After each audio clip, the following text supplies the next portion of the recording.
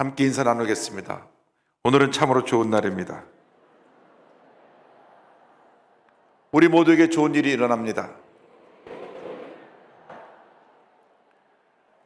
오늘은 특별히 광주 순복음교회 70주년을 맞이해서 광주에서 귀한 말씀을 전하게 됐습니다. 서울 여의도 순복음교회와 종교에서 함께 예배드린 650여 교회 모든 교회에 하나님의 그 크신 은혜와 축복이 넘쳐나시기를 주님의 이름으로 축원합니다.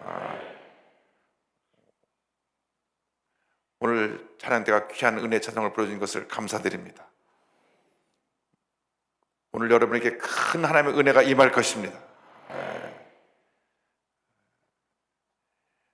오늘 여러분에게 전하는 말씀은 성령 충만입니다. 우리가 이 세상 살아가는 동안 성령 충만보다 귀한 것이 없습니다.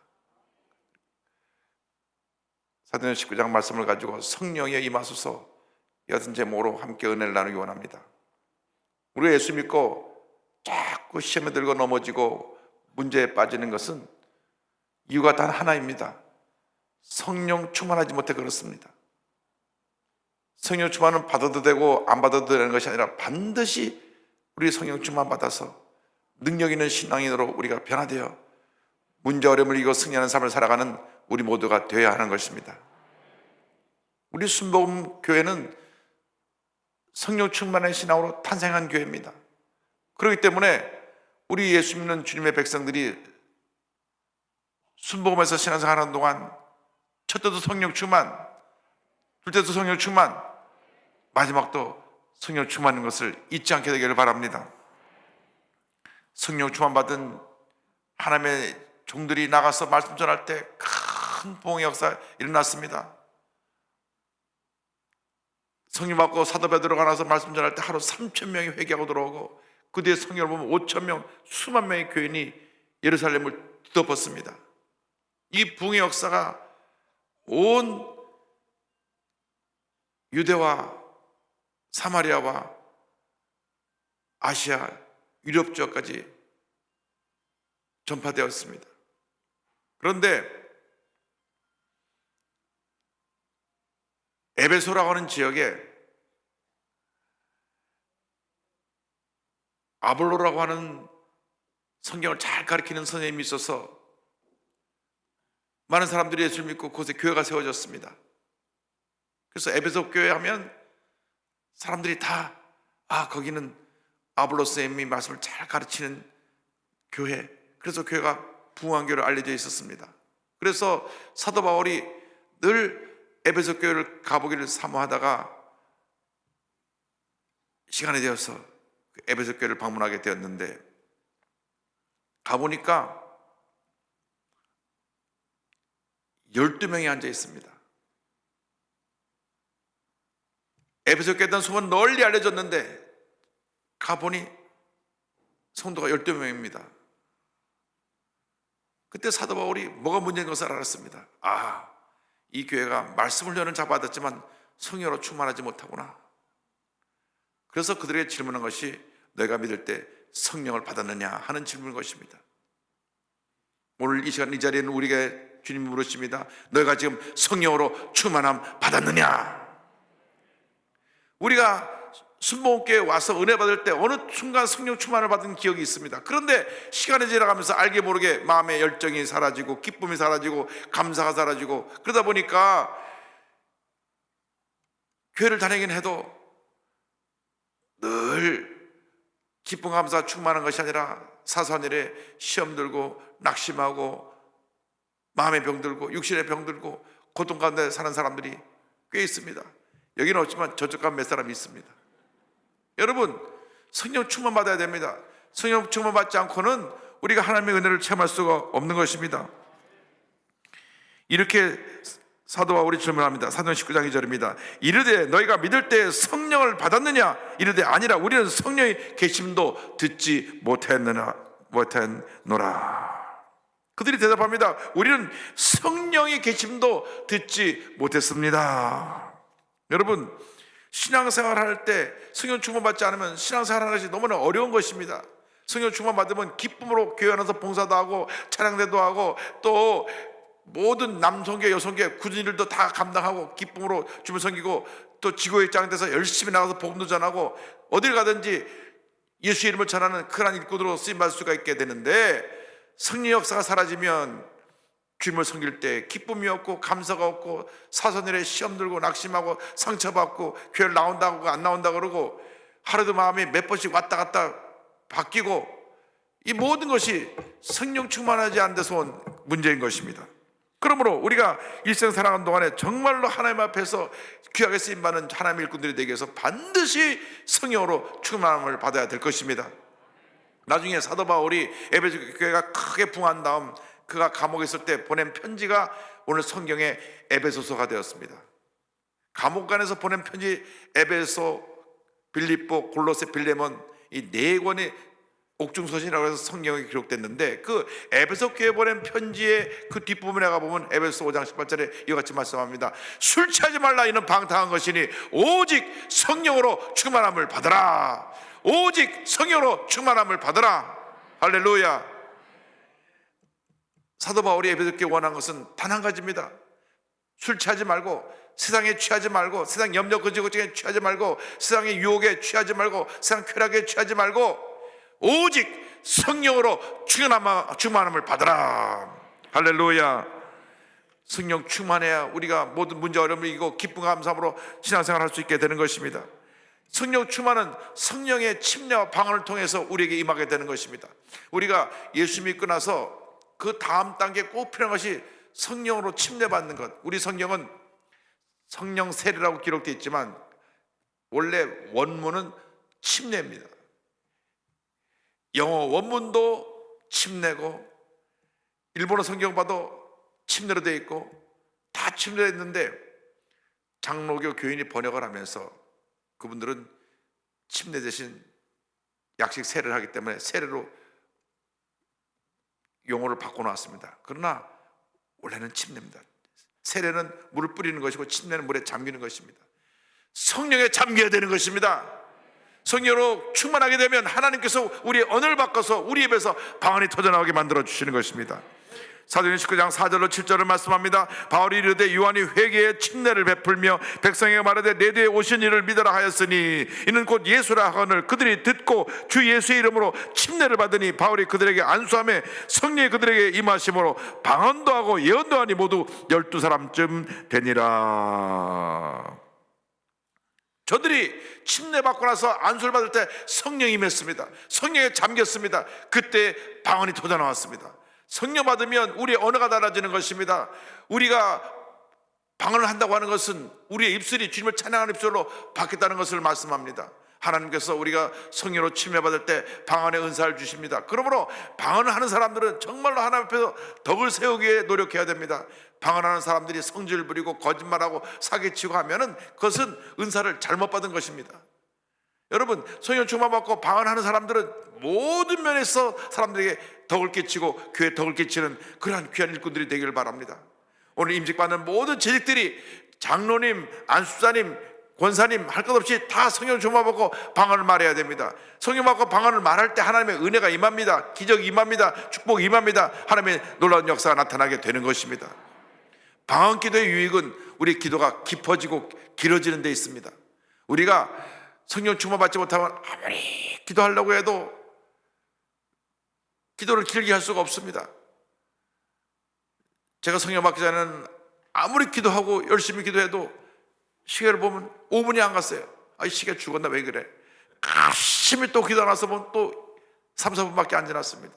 그러나 성령 받고 나서 기도하니까 눈물 콧물 쏟아지고 기도하고 또 기도하고 또 기도하다 보니까 금방 1시간 가고 2시간 가고 하나님의 은혜가 임하는 것을 체험할 수 있었습니다. 1966년 2월 첫 주 목요일 날 우리 조영희 목사님께서 부흥회를 인도하신 넷째 날 목요일 날 성령을 받았는데 갑자기 마음이 뜨거워지니 혀가 탁 꼬부라지면서 방언이 터져나왔습니다. 와, 드디어 왔구나. 얼마나 방언 받는 것이 귀한지, 방언 받은 것을 잃어버릴까 봐 집에 가면서 입 가리고 돌돌돌 방언하면서 갔어요. 다만 아침에 일어나서 기도하면서 또 방언을 기도하니까 또 방언이 나오더라고요. 그래서 그때부터 지금까지 방언 기도를 하는데, 방언 기도를 하면 기도가 깊어집니다. 방언 기도하면 1시간도 좋고 2시간도 좋고 하나님 앞에 기도할 수 있게 되고 하나님의 은혜를 체험하고 기쁨이 넘쳐나고 감사가 넘쳐나고 은혜가 넘쳐나게 되는 것입니다. 그래서 우리가 일생 사는 동안 성령 충만 받고 방언함으로 우리의 언어가 바뀌고 우리의 삶이 바뀌고 우리의 모든 주님을 섬기는 모습이 변화되어서 주님을 기쁘시게 하고 교회 덕을 세우고 많은 사람들에게 선한 영향력을 끼치는 주님의 일꾼들이 되어야 할 것입니다. 성령 충만 받으면 둘째로 우리는 예수 그리스도를 나타내고 예수를 전하는 삶을 살게 됩니다. 성령이 임하시면 우리에게 권능이 임하고 권능이 임하면 복음의 증인으로 예수님의 증인으로 살게 됩니다. 사도행전 전체 요절인 사도행전 1장 8절은 이와 같이 말씀합니다. 우리 다 같이 말씀을 봉독하겠습니다. 오직 성령이 너에게 임하시면 너희가 권능을 받고 예루살렘과 온 유대와 사마리아와 땅까지 이르러 내 증인이 되리라 하시니라. 성령이 임하면 우리가 권능을 받게 되고, 그 왜 권능을 받느냐? 복음의 증인이 되기 위해서 권능을 받는 것입니다. 보통 권능이 아닙니다. 두나미스, 헬라 원어로 두나미스인데 다이나마이트 같이 폭발진 큰 위대한 능력이 우리에게 임하게 되는 것입니다. 권능을 받고 예루살렘과 온 유대와 사마리아 땅까지로 내 증인, 말투스, 증인이 되리라. 말투스라는 헬라 원어의 말의 뜻은 순교자입니다. 순교자적인 영성을 가지고 목숨 바쳐 복음을 전하는 예수님의 증인으로 바뀌어지게 되는 것입니다. 자나 깨나 앉아나 서나 여러분 입에서 예수님만 증거되기를 바랍니다. 예수님만 닮아가게 되기를 바랍니다. 만나는 모든 사람에게 예수님을 증거해서 하나님의 놀라운 은혜가 여러분과 여러분 삶 가운데 임하기를 주님의 이름으로 축원합니다.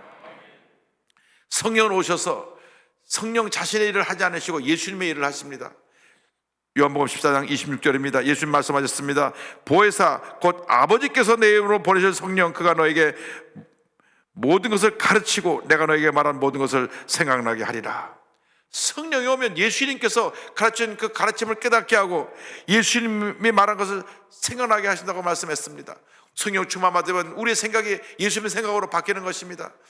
늘 예수님을 생각하게 되고 예수의 말씀을 기억하고 예수님을 닮아가게 되고 예수님이 원하시는 그 일을 행하는 우리의 삶을 살게 되는 것입니다.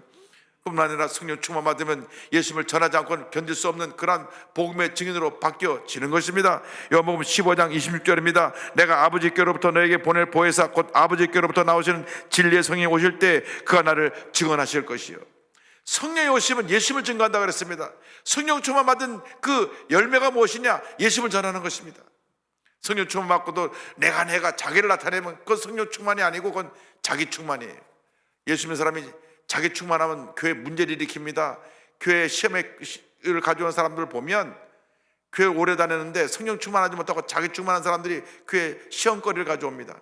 교회 문제를 일으킵니다. 왜? 성령 충만하지 못하고 자기가 충만하니까. 하나님 아버지, 우리의 자아를 깨뜨려 주시고 우리의 고집과 교만을 깨뜨려 주시고 겸손한 죄종이 되어서 예수님만 높이고 예수님만 닮아가고 예수님만 증거하는 주님의 일꾼들이 되게 하여 주시옵소서. 성령으로 충만함 받으면 성령의 역사로 말미암아 우리의 삶 가운데 예수님의 성품인 성령의 9가지 열매가 주렁주렁 맺히게 되는데, 갈라디아서 5장 22절 23절을 설명합니다. 오직 성령의 열매는 사랑과 희락과 화평과 오래 참음과 자비와 양성과 충성과 온유와 절제니. 그렇습니다. 성령으로 충만 받으면 예수님의 성품인 그 성령의 9가지 열매가 맺혀져서 그 마음에 사랑이 넘쳐나게 되고 희락, 기쁨이 넘쳐나게 되고 화평, 평안함이 넘쳐나게 되고 오래 참음, 자비, 선한 마음, 양선,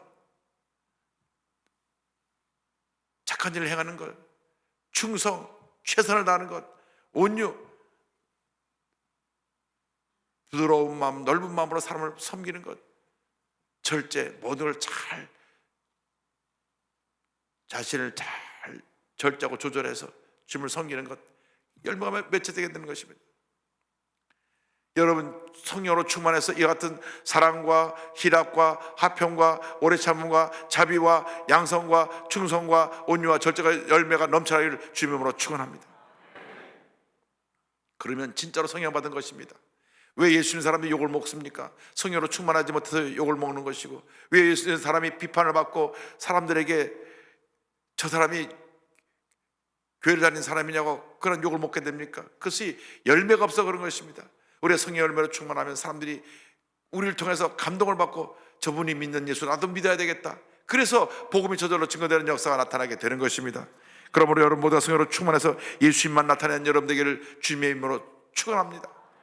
요한복음 16장 14절에 주님 말씀하셨습니다. 그가 성령이 내 영광을, 예수님의 영광을 나타내리니 내 것을 가지고, 예수님의 것을 가지고 너에게 알리시겠습니다. 할렐루야. 여하튼 성령 역사에 임하면 우리는 성령 충만해서 복음을 전하는 신앙으로 우리의 삶이 바뀌어지게 됩니다. 사도행전 19장 10절입니다. 2해 동안 이같이 하니 아시아에 사는 자는 유대인이나 헬라인이나 다 주의 말씀을 듣더라. 얼마나 성령의 그 은혜가 강하게 임했든지 12명의 성령 충만 받았는데, 저들이 말씀을 듣고 나서 또 복음을 전하고, 또 복음을 전하고, 또 복음을 전하고, 또 복음을 전하고, 또 복음을 전해서 아시아, 소아시아 일대에는 모든 사람들이 다 복음을 듣게 되었고, 저들이 다 우상사신을 내버리고 하나님 앞에 회개하고 돌아왔습니다. 여러분, 성령 충만 받으면 주의 복음이 이렇게 온 세상에 증거되는 놀라운 역사가 나타나게 되는 것입니다. 사도행전 19장 20절입니다. 이와 같이 주의 말씀이 힘이 있어 흥황하여 세력을 얻으니라. 주님의 능력이 나타나야 되는 것입니다. 힘이 있어서 이 세상을 주의 사랑으로 변화시키고 새롭게 만드는 역사가 나타나야 되는 것입니다. 에베소 교회가 얼마나 크게 부흥했는지 말씀으로 말미암아 온 아시아를 뒤덮고 많은 병자들이 고침받고 큰 부흥 역사가 일어나서 이 아시아에 대표되는 교회를 세우게 되었고, 이 지역에서, 이 교회에서 종교회의가 열려서 기독교에 대한 모든 여러 가지 신학적인 논쟁도 해결하고, 하여간 에베소 교회가 부흥의 역사에 중심되는 교회가 되어서 소아시아 7교회, 7교회, 마지막 요한계시록에 나오는 그 대표적인 교회가 바로 에베소 교회인 것입니다. 성령이 임하면 우리는 복음의 증인으로 쓰임 받게 됩니다. 성령이 임하면 하나님께서 우리를 통해서 위대한 역사를 이루시는 것입니다. 한 사람 한 사람 우리가 성령의 사람이 되기만 하면 이전에 보지 못했던 놀라운 역사가, 놀라운 부흥이 한국을 뒤덮고 온 세계를 뒤덮는 은혜를 가지게 될 줄로 믿습니다. 일본에 유학을 갔던 곽봉조라고 하는 청년이 있습니다. 곽봉조라는 청년이 있는데, 제가 워싱턴에서 교회를 섬길 때 교회 찬양을 지휘하던 곽은식 장로님의 아버님이신데, 그래서 제가 그 곽봉조 목사님에 대한 얘기를 많이 들었습니다. 청년 때 일본에 유학을 갔는데 오사카를 가서 공부를 하는 중에 그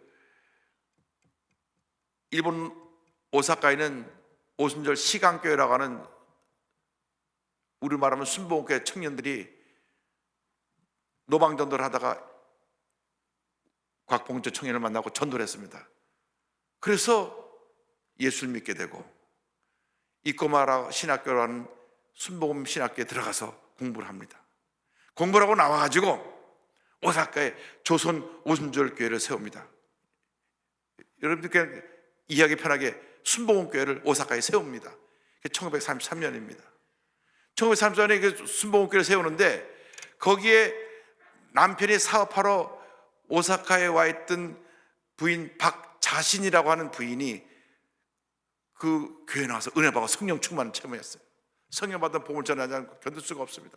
성령으로 충만해가지고 그 다음에 한국에 와서 저 해남에 살고 있는 자기 시어머니 이복덕 시어머니에게 우리 순복음으로 나와야 된다고. 근데 그분은 이미 장로교회를 다니고 있었는데 와서 순복음길 인도해 갖고 성령 받고 방언하게 되니까 막 기분이 막 은혜 충만 받아가지고 교회 와서 방언하고 그러니 교회에서 장로교에서 이단이 들어왔다고. 그래 그 교회 교인인데 출교를 시켰습니다.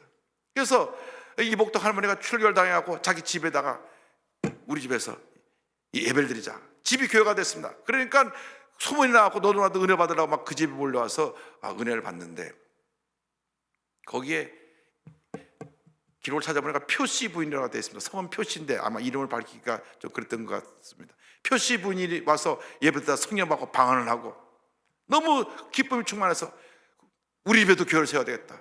그래가지고 본인 집에도 또 교회를 세웁니다. 그래가지고 그 집에서 막 사람들이 몰려와서 은혜 받고 방언하는데, 거기에 박귀임이라고 하는 이분이 그곳에 와서 성령 받고 방언을 하면서 변화받아가지고 그때가 1947년입니다. 순천에 있는 남동생 집에 가서 교회를 세우고, 순천시 남내동에 기독교 순천 오순절교회를 세웁니다. 이 대단한 분입니다. 정식으로 신학교를 나오지 않고 성경학교 공부만 해서 전도부인이라고 불렀습니다. 그래서 이 박귀임 전도부인이 순천에 교회를 세우는데 교회가 막 크게 부흥했어요. 그래서 박헌근 장로님을 모시다가 담임 목회를 맡으면서, 저 박헌근 장로님은 6.25전 때 최초로 우리 교단에서 순교한 목사님이시고요, 이 장로님이 그 교회를 맡아고 교회가 그 당시 300명 400명 넘는 큰 교회를 부흥하고, 이 박귀임 전도부인이 광주에 와서 세운 교회가 바로 광주 순복음교회입니다. 할렐루야.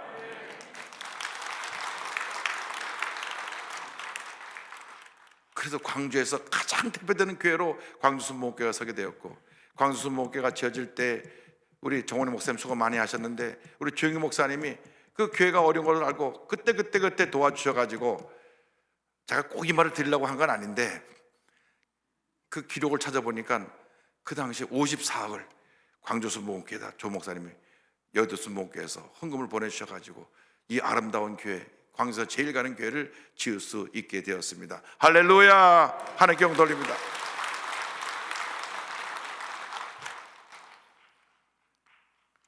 한 분이 성령 받고 방언하고 나서 이분이 세운 교회에, 우리 곽봉종을 세운 교회에 박자신이라고 하는 여성도님이 은혜 받고 성령 받고 와서 또 해남에 있는 자기 시어머니 이복덕 할머니를 또 순복음의 신앙으로 변화시키고, 이복덕 할머니가 또 표시 부인을 변화시키고, 표시 부인이 그 집에서 이 박귀임 성도님이 은혜 받고 전도부인이 돼갖고 이 거대한 교회를 하나님의 가운데 세운 것입니다. 하나님의 은혜입니다. 할렐루야. 여러분이 다 그렇게 위대한 하나님의 사람으로 쓰임받을 수 있습니다. 정식 신학교도 나오지 않고 성경학교 공부한 한 분이 이렇게 거대한 교회를 세웠는데, 여러분들은 지금 이렇게 훌륭한, 우리나라에서 가장 선비 학자이시며 영성 지성을 겸비한 한상희 목사 밑에서 말씀을 매주 들으니까 이미 신학교 공부 다 한 겁니다. 그리고 여러분 다시 여기 다 목회자들입니다. 영적 지도자들입니다. 광주 순복음교회 모든 교회들이 다 선교사가 되어서 광주 전라남북도 일대를 주의 법으로 다 변화시키는 위대한 역사를 이루기를 주님으로 축원합니다. 지금 서울에서 정교사 함께 예배드리는 650여 모든 교회 성도들이 다 성령 충만 받고 이 박귀임 전도부인처럼 전사님처럼 위대한 하나님의 사도가 되어서 복음을 온 세계에 증가하여 한국이 복음화되고 아시아가 복음화되고 세계가 복음화되는데, 여러분 모두가 귀하게 아름답게 위대하게 쓰임받게 되기를 주님의 이름으로 축원합니다. 축원합니다. 축원합니다. 기도하겠습니다. 사랑과 은혜와 자비가 무한하신 하나님 아버지, 성령 받고 변화되면 한 사람이 위대한 하나님의 역사를 이룰 수 있는 것을 오늘 저희가 체험했습니다.